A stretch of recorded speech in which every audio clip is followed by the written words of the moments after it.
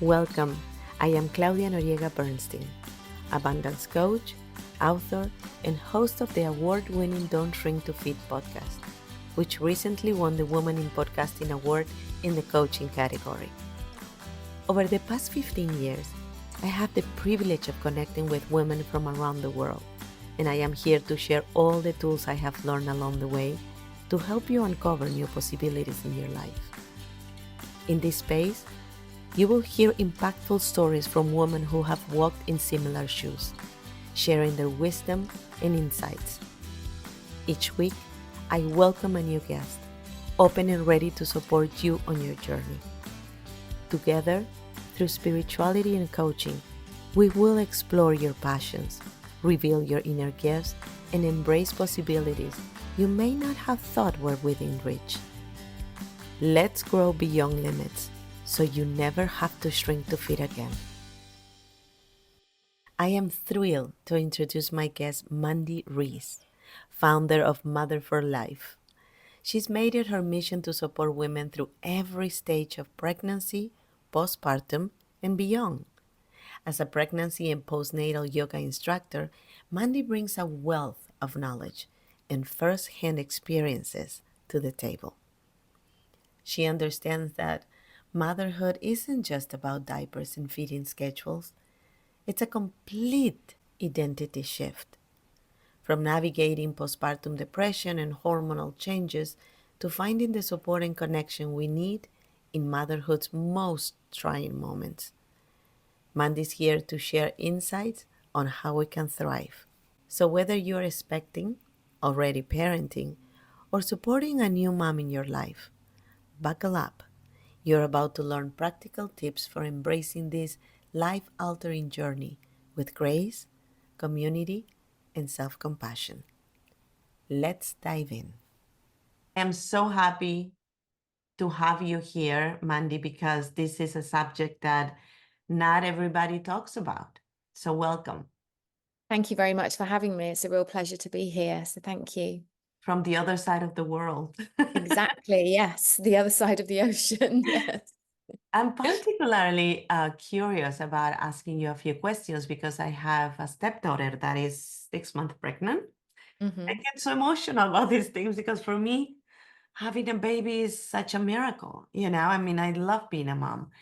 Um, and my daughter is trying to get pregnant. So, there is a lot of questions. And I listened to a couple of your interviews and you compare or use an analogy of pregnancy, kind of like being in a marathon, but without um, the benefits of winning the marathon. Because when we win a marathon, we get an award, we get a medal, everybody cheers and everybody remembers. And every time they see you, they're like, oh my gosh, you won a marathon.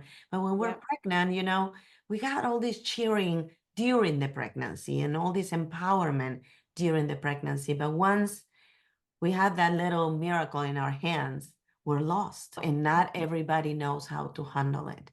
So tell me a little bit about the work that you do so my audience can understand what's your niche, what you do for women, and how you empower them. Okay. So in a nutshell, I run circles, specifically circles for women who are expecting their babies and then in the first 12 months of their baby's life. So I also run mother circles and retreats, but my real niche is supporting women in that really transformational journey into motherhood.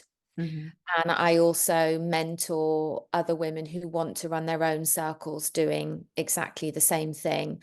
My felt belief and my learned belief and my experience is that women heal women, and motherhood is an experience that requires an awful lot of healing, and we don't nurture, nourish, or heal women enough, and certainly not in that journey into motherhood. And I know from the work that I do and what I see every week is that when mothers gather together, they heal each other in a way that is beautiful and pure and unconditional and life-changing. Yeah, it takes a village. I mean, we hear that a lot, but we take it for granted to an extent. Yes. Yeah. I also have learned later in life the power of sisterhood. You Yes. know, um, like you, I was a little bit of a tomboy when I was growing up. All my friends were boys. My brothers were part of my clique, you know. Yeah. Um, and it was hard for me to trust women. Hmm. I didn't feel comfortable with them. And it wasn't until I came to understand my own vulnerability that I really, start embracing the beauty of having that sisterhood. So I am totally aligned with you when you talk about the power of circles and the gift that it is to have somebody next to you that, even if it's not going through the same experience, has something to bring to the table to make it a little easier for you. Yes. Yeah. Like you, I found trusting women really hard. I actually grew up in a house with a younger sister and a Hmm. mum, and my mum doesn't like women either. So she very much modeled to us that women weren't to be trusted or shared with, and Hmm. certainly don't tell another woman your deepest, darkest secret. So I had an awful lot of unlearning to do. Right. So, and then I became a lawyer, which is a very masculine, aggressive, competitive career to go into. So it just brought out all of those masculine characteristics in Right. me. Right. So when I became a mum, I was in a very masculine archetype place, Hmm. and I hadn't gathered my sisterhood around me because I didn't know how to, because it had never been role modeled to me or showed to me that it was a really important thing. So when I became a mum, I didn't have those other women and I was completely lost. But you do found your essence when you became a mom. Yes, but it was hard. What makes you, or what inspire you to shift from that masculine energy to the feminine one and go a step further and start embracing women and helping women in this process? My journey, so I had postpartum depression after I had my first daughter. So that was really very difficult. And I was still working as a lawyer. And I just started to reach out to other women and listen to what was going on with them in their lives as mothers, and realize that actually I had a lot of common ground with these women. Hmm. Eventually, I sought help. Well, my daughter was 8, my eldest daughter was 8, my youngest was 4 by the time I actually sought help from a therapist to deal with lots of things that were going on. But a Hmm. lot of those conversations, what came out in those conversations was, why did I mistrust women? A lot of it was my relationship with my mum and the impact that had had on me. And because my experience with postnatal depression had been so difficult, when I stopped being a lawyer, I knew that I wanted to help mums. I knew that I wanted to make sure that if I just help one mum feel better than I did when I first became a mum, and to find the joy in motherhood, because it is so joyous and it's such a precious gift, but I Hmm. just couldn't see that at the time.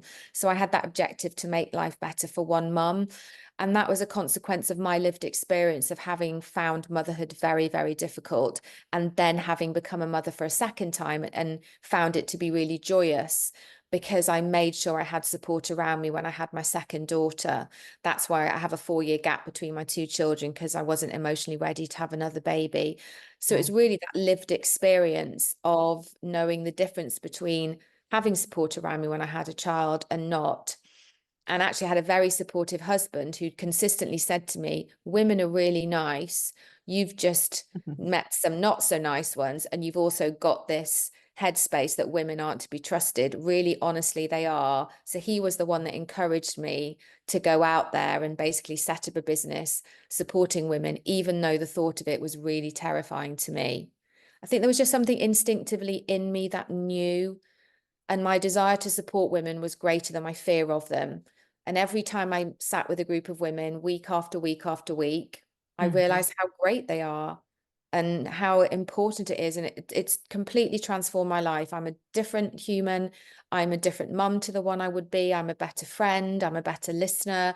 I'm kinder to myself. I'm kinder to others, simply through the act of sitting with other women for hours of my life. And I feel very, very grateful for that. That's so amazing because that's how we learn, by experiencing and by being vulnerable.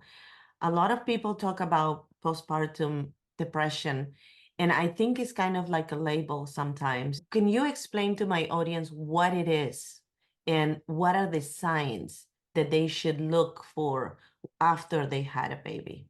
Yeah. So postpartum depression is more than baby blues. So lots of us will experience baby blues, which is, the hormone shifts when you've had a baby, the days of feeling, you have that teary day on day 2 or 3 postpartum where you just want to cry for no reason. You're tired, you're emotional. Mhm. That tends to fade within, 2, 3 weeks post baby. If you feel that those heavy feelings, that you're more anxious about things than you were before, there's a sense of sadness around you that you can't shift, you're starting to get what we call intrusive thoughts. So I used to have thoughts that something was going to happen to my baby, Grace was going to get taken off me, I'm a really bad mum, I'm doing it all wrong. If Mhm. you're having really intense thoughts like that all the time, then that is a sign that you might be going from baby blues into postpartum depression, and Mhm. that's the time to seek additional support. So if you're struggling to get to sleep and you're just staying awake at night worrying about absolutely everything, then that's more than baby blues. And I would urge anyone that feels like that to seek help, because you're not the only mum that feels this way. And it's not normal, but it's not uncommon. And it doesn't Right. mean that there's anything wrong. With the right support, you'll get through this. And it doesn't mean that you're not succeeding as a mum either. You're simply not very well at the moment and you need the support to get you better.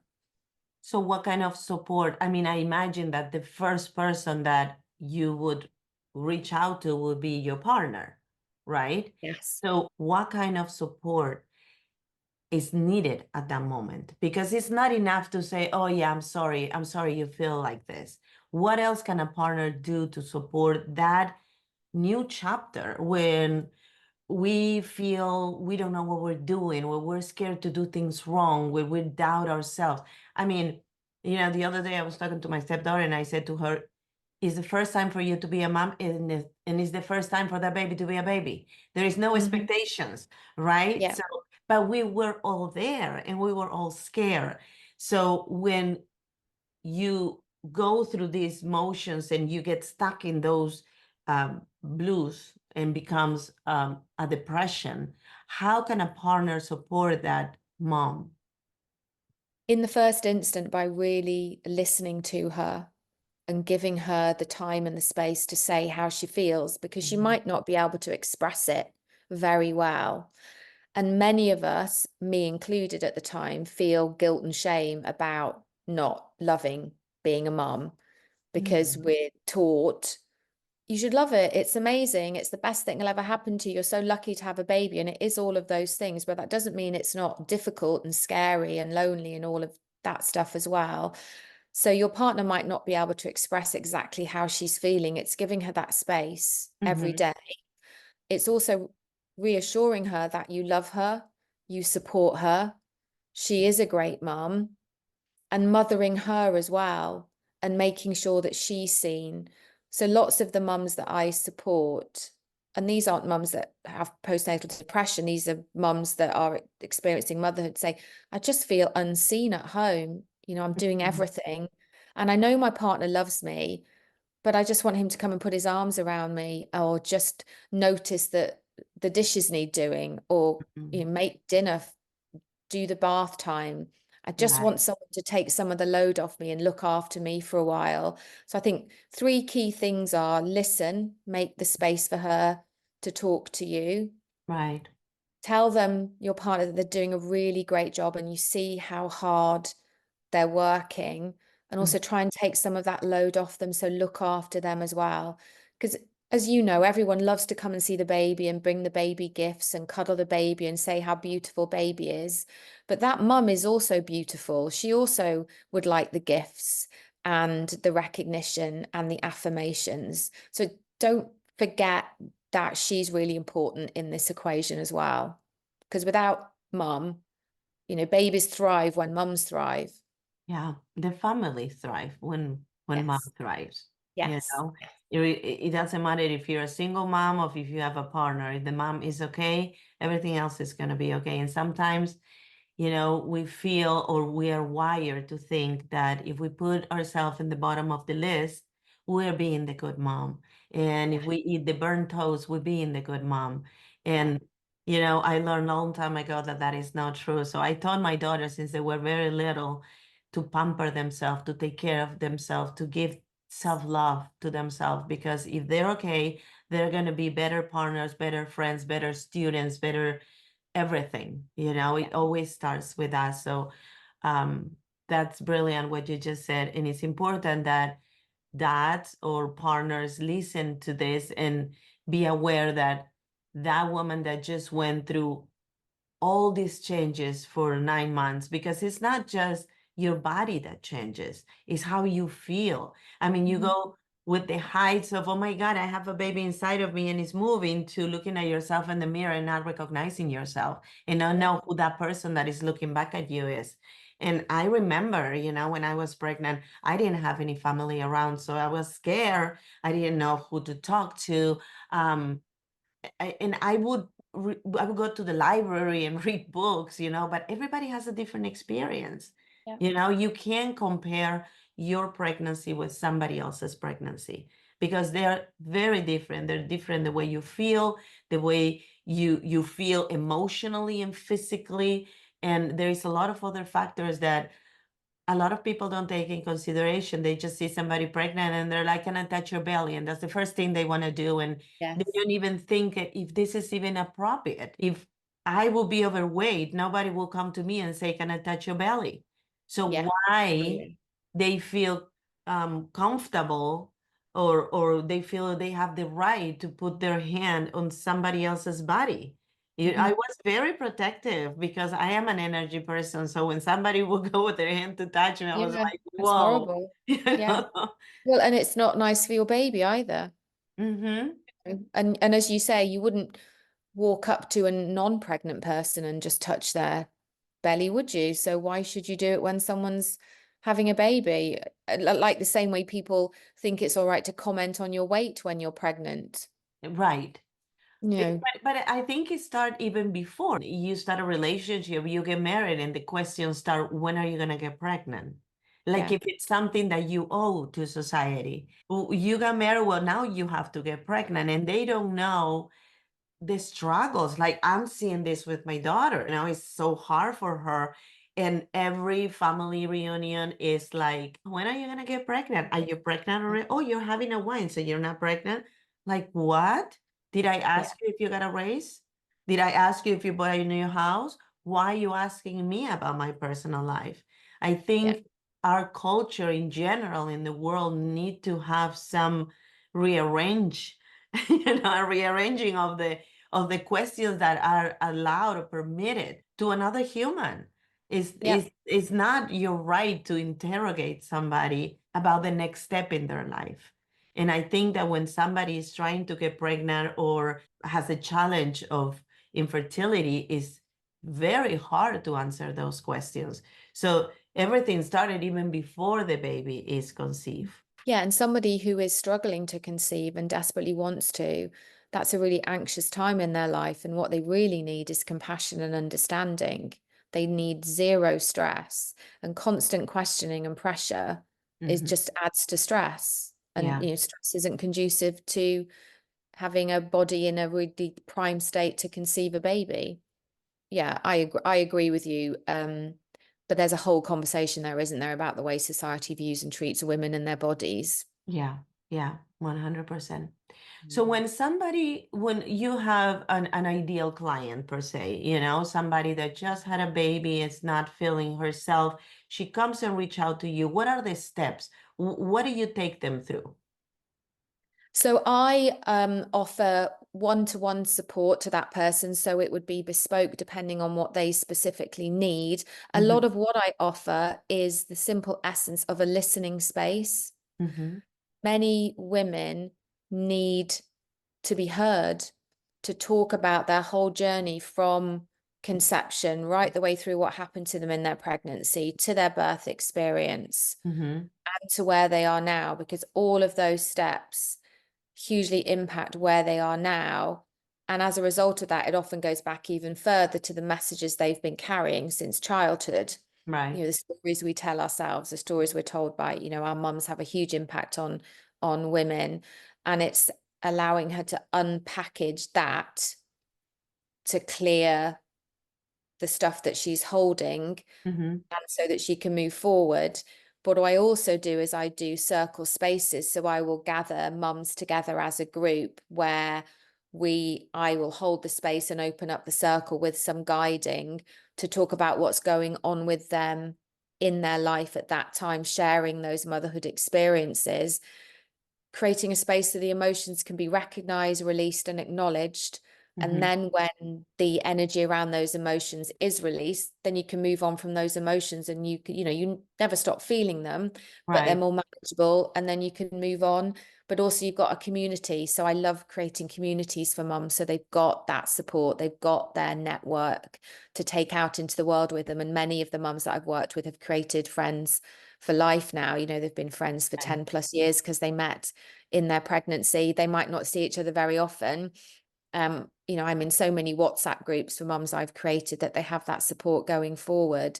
But motherhood is such an individual experience that the support every mum needs, although there's always a commonality, we all Mm-hmm. struggle with similar things. There's also a uniqueness to every woman's journey as well. So some people need more bespoke support than the circle can offer.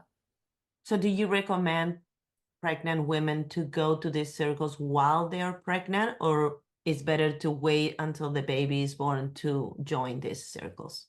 Well, I do one in pregnancy, and then I do a separate one for postnatally. So I think it's wonderful for women to start to gather other women around them in their pregnancy, because that's a worrying time as well, isn't it? Is your baby growing? How are you feeling? Have you had a difficult birth experience before? There's so many things that we bring into pregnancy. So to be able to share your wisdom around that and listen to what other women have been through in their stories is incredibly empowering for other women. So I would recommend that if you're able to, during pregnancy and postpartum, seek out other mums to be, and talk Mm-hmm. to them and gather your community now, because motherhood can be really lonely. I thought, oh, I'm never going to be lonely as a new mom. I'll be out all the time with all these other new mums and things. And Mm. that just didn't happen for me. It's probably the loneliest I've ever been in my entire life. And I wasn't prepared for that. So when I had daughter number two, I made sure that I had women who were pregnant and due a similar time to me around me already, so that I wouldn't have that loneliness. But first time round, it didn't even cross my radar that I might be lonely. Oh, wow. You also talk a lot about the secret feminine wisdom. Uh, Mm. can you explain that? I think that's your intuition. I Mm-hmm. mean, we are so instinctive and we're so intuitive, and we have so many answers. And when we're mums, we just doubt everything that we think. We second guess so much. And we tell ourselves that we don't know. And there's so much we do already know. I say nobody knows your baby better than you. If you think there's something wrong with your baby, then get your baby checked out, no matter what anyone says. So, for example, my oldest daughter, Grace, had severe eczema as a baby, which Mm. added to my anxiety and depression. Right. And I'd had eczema as a child and as an adult. Mm-hmm. And my instinct was telling me, take her off dairy, because that's what I'd done. And that was just what my instinct was. And Right. this was 22 years ago. And the medical advice here in the UK at the time was, don't exclude anything from a baby's diet. You mustn't take her off dairy. So I Right. followed the doctor's advice. Mm. And it got to the point where it's so bad, I just thought, I can't deal with this anymore. I've just got to take her off dairy. And within 2 weeks, her eczema had pretty much gone. Wow. But because I doubted myself and I didn't trust my instincts, we've gone through weeks and weeks and weeks of trying to deal with her eczema, when if I trusted my instinct, it would have been a much easier journey for all of us. So a So little we bit just, to think out of the box and listen to your gut. yes. If your So gut we, is telling you that this is yeah, what you're supposed to do, there is a reason. Believe in that connection that you have with your child and the energy that you exchange with your exactly. baby. Do you feel like life's challenges are holding you back from becoming the woman you're meant to be? Well, it is time to take charge of your journey and reclaim your power. I want to introduce you to my free downloadable workbook. It's called Empowered Journey: Overcoming Challenges and Embracing Abundance. This workbook is designed to help you identify the obstacles in your life, map out actionable steps to overcome them, and stay motivated with daily affirmations. Download it today and start your journey to becoming the most empowered version of yourself.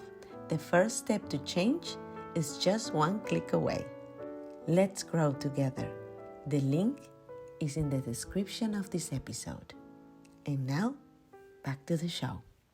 The energy that you exchange with your Exactly. baby that is telling you or guiding you to do whatever you need to do, and not so much the opinion of the people around you. Yeah. And I hear stories, and you may have experienced this or heard this, of women when they're birthing their baby saying, look, I know my baby's nearly here. And Mm-hmm. the midwives are going, no, no, no, you've got ages off. The baby's not, you were only 2 centimeters when we examined you. And you're like, no, my baby's coming. And then, yeah, lo and behold, baby is coming. Mm-hmm. You know what's going on with your body, and you and your baby are so deeply connected on an energetic level. Don't let the Google world and all the noise take you away from that deep feminine wisdom. I think, unfortunately, as a society, although it is shifting, we disregard the wisdom within intuition because we go with logic. Yeah. We value those masculine traits of logic and strategy and planning. We forget how valuable intuition, flowing, easing, going with grace is. And that's what I mean by that kind of feminine wisdom. Allow yourself to find the space within the grace of trusting your own instincts, Mm-hmm. particularly in motherhood. And that's how you build up your confidence and your strength in your decisions as a mum. Because, as you know, motherhood is always changing, isn't it? There's always We things to learn navigate. every day. Yes, we There's learn every always day. something, and Mm. there's challenges you didn't even dream of waiting for you around the corner. And sometimes you have to trust your instinct on things. So, and I think instinct is like any muscle. The more you use it, the stronger it gets. 100%. I think the conversations we have with ourselves are as important as the information we can get in a book. Yes. What we really believe. Okay, is this making sense to me? Is this aligned with what I want for my kid? Is this something that I really want to try because everybody else is trying, or I'm just gonna Yeah. watch it and see how it goes with other people, and stay in the sideline a little bit, and see what Yeah. happens. I think it's Yeah. very important to listen to ourselves. And um, I got to do that when I was pregnant because, as I said, I didn't have any family around. But it's tempting sometimes, to follow the crowd and do what everybody Yeah. else is doing. So another thing I wanted to ask you is, when after you have a baby, yes, you go through a lot of emotions, and your body also goes through a lot of changes. What do you tell the women that you work with when it comes to losing weight? Because some women get so obsessed about losing all that weight right after they had a baby, that I think to an extent contribute to the mental state, Mhm. that they are.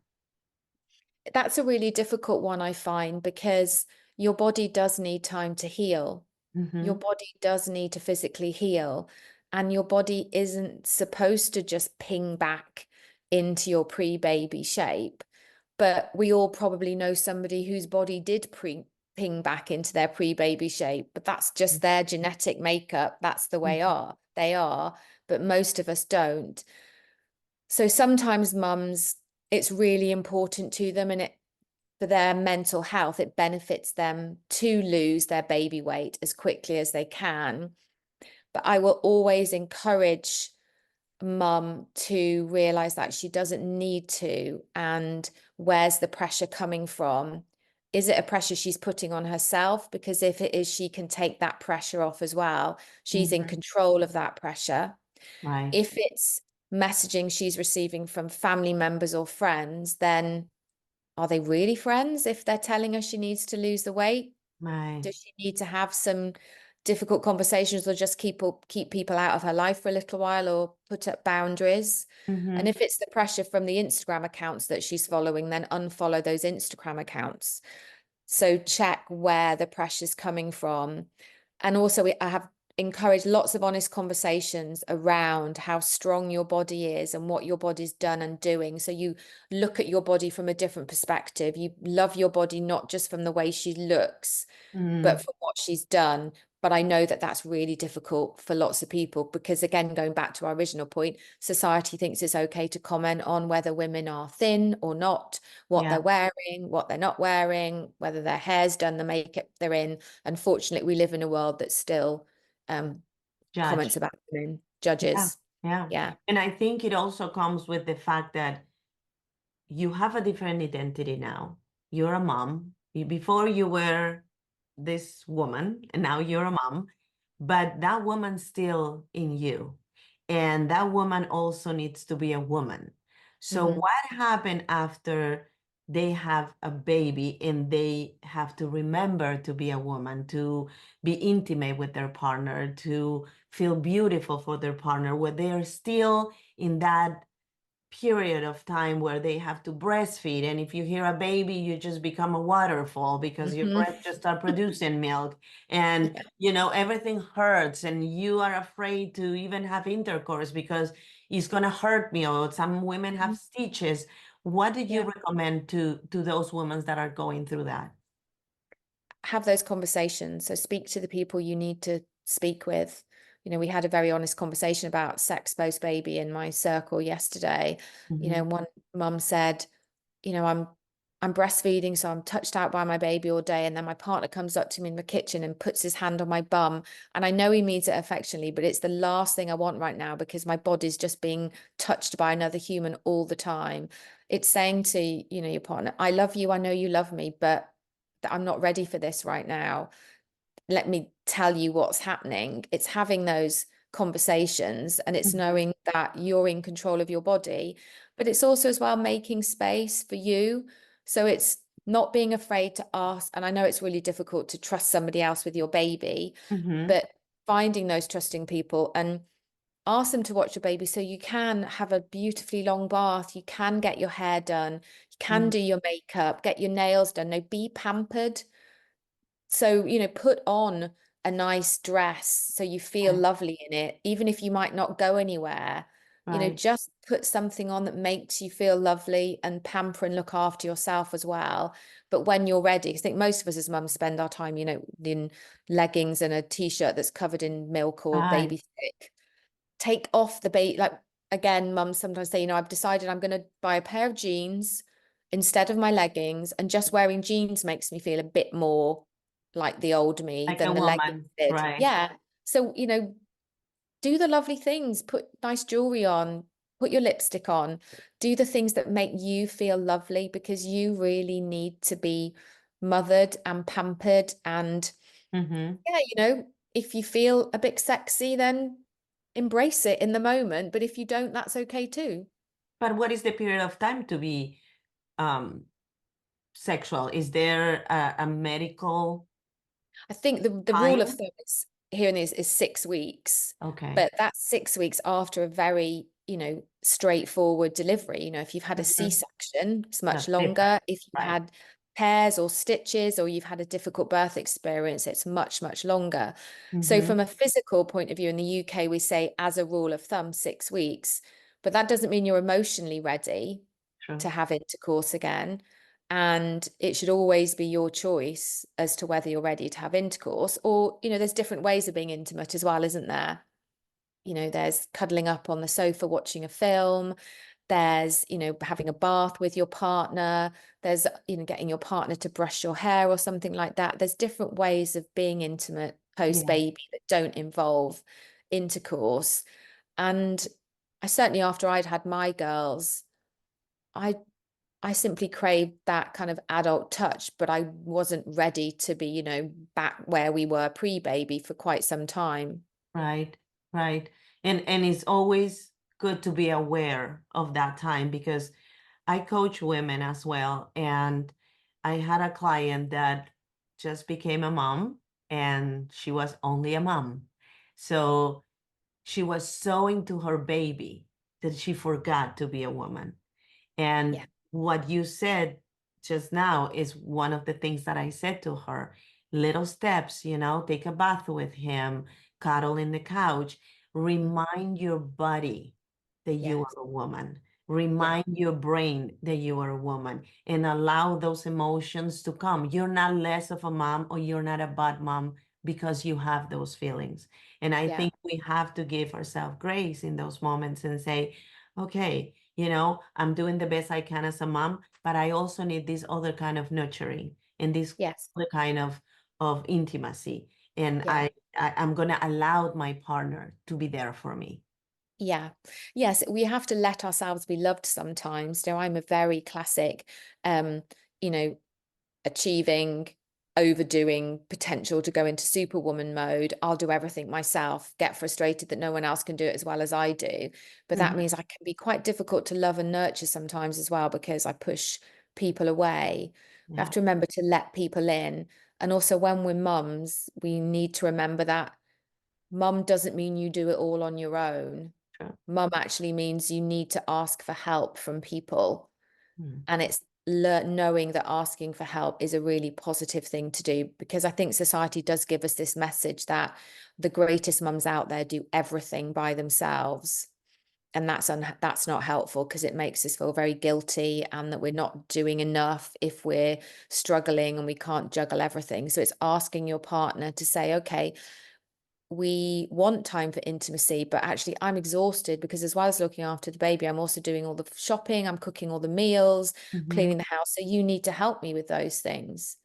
And if we Right. share those things, and then there's this thing, yeah, but they might be working, but mum's working as well, because looking after a baby is a full-time job. It So is. you're both working. It's just you're in the house, possibly, they're outside the house, but you've still Mm. got to share the rest of it.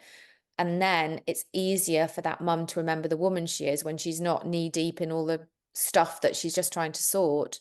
And that takes help. She needs help to do that. And it's also what we're modeling for our kids. If we don't ask for help, if we're not vulnerable, if we're not open to allow somebody to be our partner and help us, then we're Yeah. telling our kids, you don't have to ask for help and you have to do everything yourself. Because if not, you're not enough. So there is that part also that I always think, my kids are watching me. They're watching me and they're gonna model my behavior. So I remember watching a movie a long time ago that I love Spanglish, and in the movie she said there are some mistakes a parent cannot make, and I always remember that. It's one thing what you want to do, it's another thing what you should do, and when you have kids, they're watching you, so you always have to be aware that it's not what you say, it's what you do, what they're gonna follow. And Yeah. you touch a subject about going to work.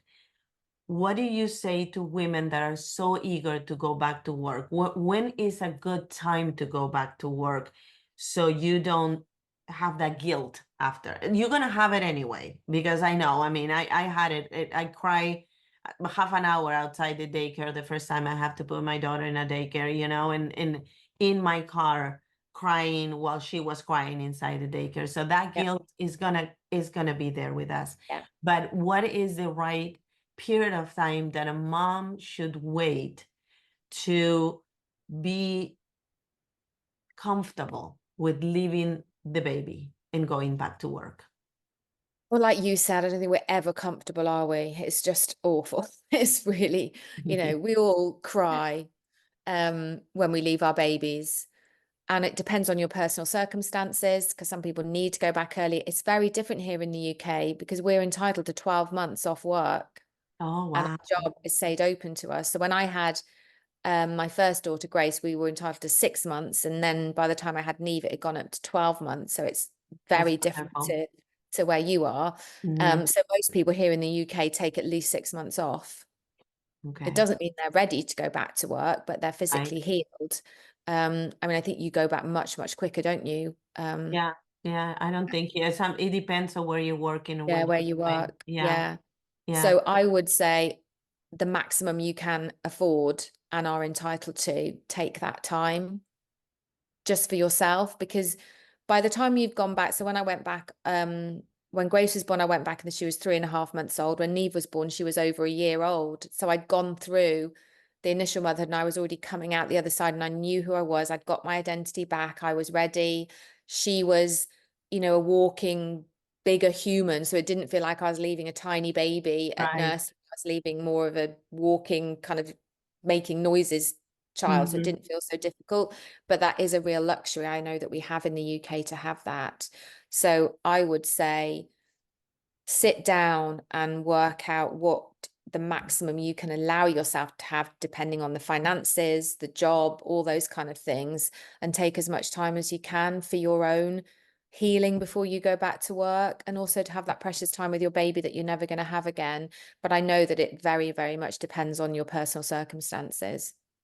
And I think it's important to really create that bond with your kid before you step out of the house and go to work. I Yeah. know of some people that, month-old baby, just boom, they go, and that has to affect the baby to an extent. It's in your belly protected, taken care of, listen to your voice 24/7, and suddenly, abruptly, you're not around anymore. And if that does have to happen, it's realizing that you don't have a choice on that, but also when you are with your baby, being really present with them. So when you're home from work, spend that time with them. If you do bath or you have a nighttime routine, when you're not at work, be fully Hmm. present with your child. Don't be on your phone. Don't be distracted. Give Yeah. them your attention, because there's time to bond. But, those first 3 weeks are really important. And those first few weeks are really important for you as mum to really ground energetically into Yeah. what you want your mothering journey to look like. Hmm. Yeah. But don't beat yourself up with guilt, because guilt, it's an emotion. So it's an emotion to recognize, but it's not one to sit with any longer than Yeah, you it's have got, for to. me, guilt is a wasted emotion because you Yeah. cannot do anything with it. Yeah. You need to come to understand why you're feeling that and see the source of it and try to find a solution instead of just sitting in that guilt that sometimes consume you. You don't get any good outcome after. Absolutely. So, yeah. Yeah. Can you give me, I have a client that has a blended family. And Hmm. she just had a baby from her with her husband, but they have older kids. And I'm sure you have experience also with moms that have blended family. What is the best way to navigate a situation like that when you have a new baby, but it's not the mom and dad baby? What would you advise a mom that is going through something like this? In terms of how it impacts the relationships with the extended blended Yeah, family with the other yeah. children that they've Hmm. already had. Depends on how old those children are. But if those children are old enough to have conversations about how they're feeling, got to be really brave to have Hmm. those conversations with your other children on both sides of the blend that you're bringing together, but be prepared for what they might say to you, because they might be brutally honest and that might not be what you want to hear.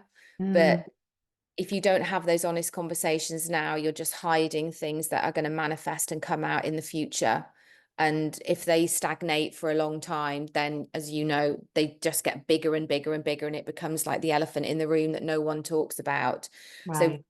in pregnancy, before the baby comes, if you can, start to have those conversations about how the other children feel, because there will naturally be an element of being pushed out a little bit, Yeah. feeling, I'm not sure how I feel about this. Are they going to love the new baby more than me? Mm, All those emotions are going to come out. Allow the space for those conversations to be had. And remember that you are the adult in the room, they're the children, and listen compassionately to what they have to say, and don't go into kind of victim or martyr when they try and tell you what their emotions are. But you've got to be brave to have those honest conversations. I think so too. And be vulnerable too, so they can Mhm. see that, Yeah. you also have those emotions. I think acknowledging emotions are is so powerful. You can connect with somebody just by being empathic and feeling what that person is feeling in the moment, try to understand. I always said we can have different opinion, but you cannot argue my experience. And if Yeah, that child is having an experience, just sit with that kid and say, okay, I hear you, I see you. I yeah, know this is scary. It's scary for me too. But yeah, you're not getting a smaller slice of pizza. You're getting the yes, same slice of pizza. We have pizza for everyone. yeah, A way yeah, to explain to the child that he's not gonna get cheated on. He's gonna get that and more, because now we have more love to give, and now you have this little human that is part of our family that is gonna love you too, and you get to yeah. love as well. Yeah, and asking them how they want to be involved Mm-hmm. in that little human's life. But vulnerability is the key to all relationships, isn't it? Your vulnerability gives other people permission to be vulnerable, and that's what leads to those brave conversations. And we don't talk enough, and Yeah. families can be the worst place for honest conversations. Mm-hmm. Sometimes it's easier to be honest with your friends than it is with your family. So if you can create a culture within your family that vulnerability and honesty are welcomed and celebrated, then that's really, really powerful. Yeah. I enjoy so much talking to you. Thank you so much for being in the show. I wanted to ask you, my last question is, what do you think is your superpower? Oh, my superpower is creating space for women to feel safe enough to speak their truth. That's my real superpower. I love that.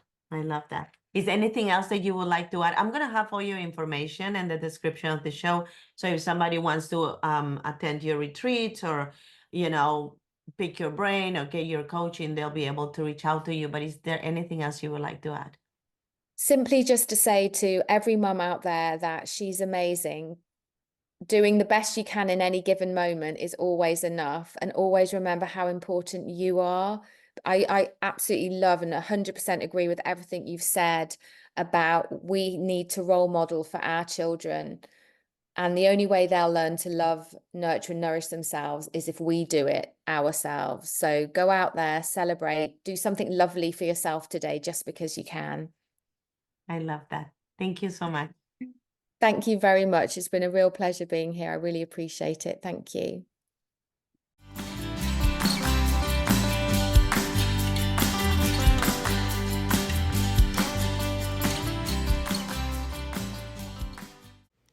Thank you all for listening to the Don't Shrink to Fit podcast.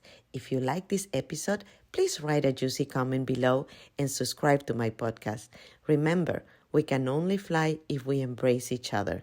Until next week, be happy, be safe, and be kind to yourself.